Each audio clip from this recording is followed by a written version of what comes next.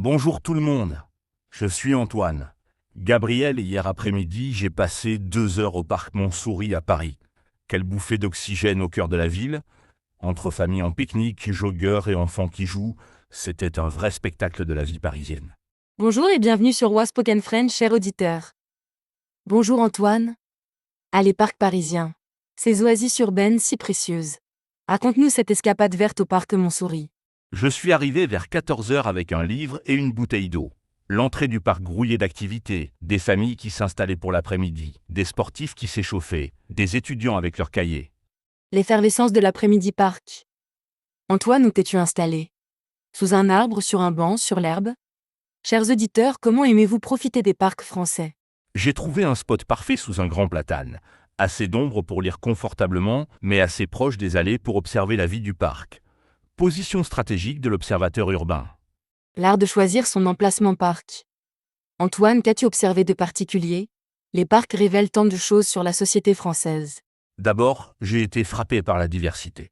Familles de toutes origines, couples de tous âges, groupes d'amis cosmopolites.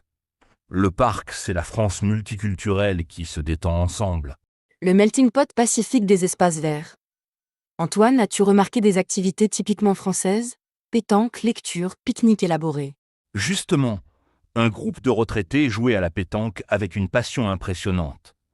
Chaque lancer était commenté, analysé, célébré, l'art français du débat sportif. La pétanque, sport national et théâtre social. Antoine, y avait-il des enfants? Les aires de jeu françaises sont souvent bien pensées. L'aire de jeu était le cœur de l'animation. Toboggan, balançoire, bac à sable. Mais surtout ces interactions magiques entre enfants qui ne se connaissent pas, mais jouent ensemble spontanément. L'amitié instantanée de l'enfance. Antoine, as-tu observé les parents? Leur façon de se surveiller tout en socialisant. Exactement. Les parents français ont cette capacité à surveiller discrètement tout en discutant entre eux. Œil vigilant mais ambiance décontractée. Équilibre parfait. L'art du multitâche parental français. Cher auditeur, comment gérez-vous la surveillance des enfants dans les parcs? Vos techniques nous intéressent.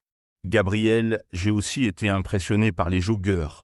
Tous sages, toutes conditions physiques. Certains couraient seuls, d'autres en groupe, quelques-uns avec leurs chiens. La démocratisation du sport en plein air. Antoine, as-tu eu envie de les rejoindre ou tu étais bien dans ta contemplation?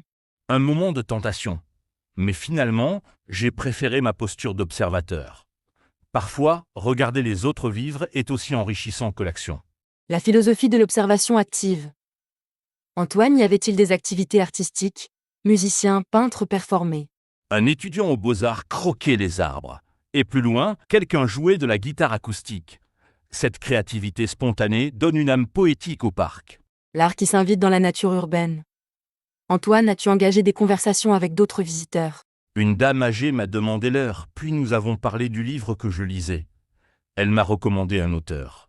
Ces échanges spontanés font le charme des parcs. Les rencontres littéraires inattendues. Chers auditeurs, avez-vous vécu de belles rencontres dans les parcs français? Partagez vos anecdotes. Gabriel, tu sais ce qui m'a touché?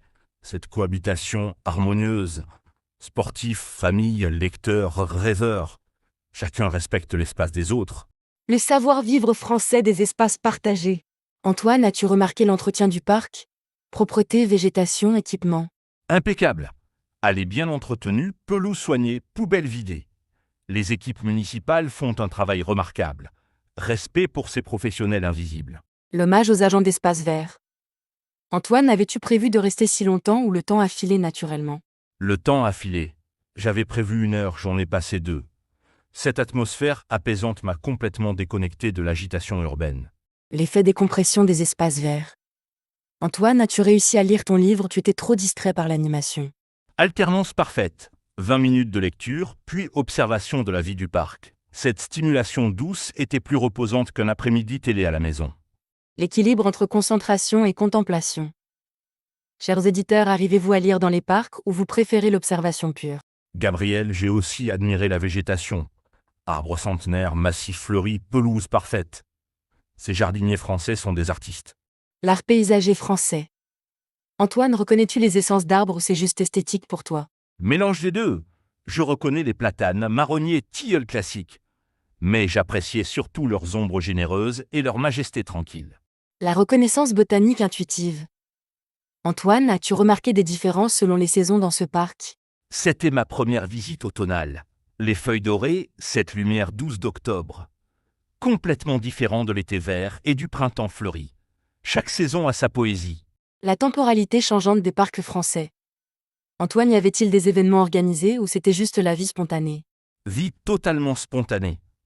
Pas d'animation officielle, juste cette effervescence naturelle des gens qui profitent d'un bel après-midi. La vraie vie sans programme. L'authenticité de la sociabilité non organisée. Antoine, as-tu croisé des touristes ou c'était plutôt des locaux?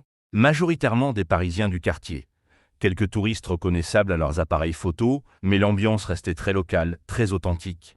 L'appropriation locale des espaces verts. Chers auditeurs, fréquentez-vous les parcs de votre quartier régulièrement? Vos habitudes de verdure urbaine. Gabriel, sais-tu ce qui m'a le plus relaxé? Cette absence de bruit de voiture, remplacée par les rires d'enfants, les conversations douces, le bruissement des feuilles. La bande sonore apaisante de la nature urbaine. Antoine, cette expérience t'a-t-elle donné envie de fréquenter d'autres parcs parisiens? Absolument! Je veux découvrir les Buttes-Chaumont, le Luxembourg, Monceau.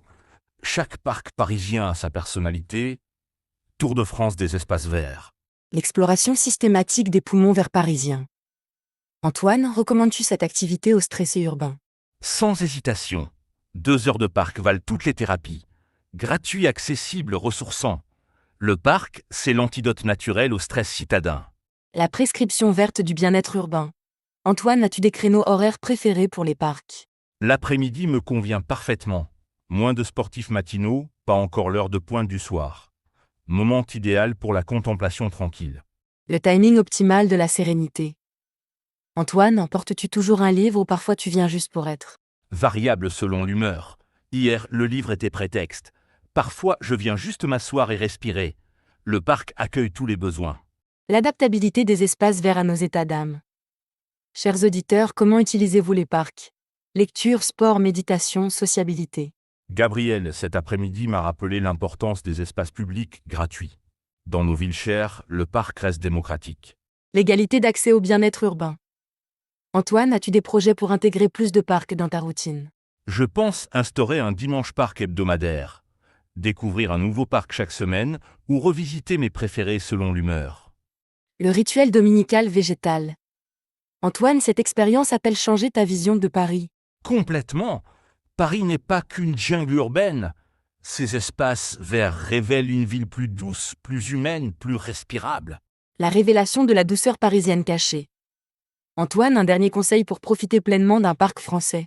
Venir sans programme précis, se laisser porter par l'ambiance, observer, respirer, sourire aux enfants qui jouent. Le parc réveille notre humanité. La philosophie de la présence verte. Merci Antoine pour cette promenade immobile dans l'univers apaisant des parcs français. Et c'était un bonheur de partager cette bouffée d'oxygène. J'espère avoir donné envie à nos auditeurs de redécouvrir leurs parcs locaux. Chers auditeurs, bonne promenade dans vos prochaines escapades vertes. Que les parcs français vous apportent sérénité et joie de vivre. Bonne journée à tous.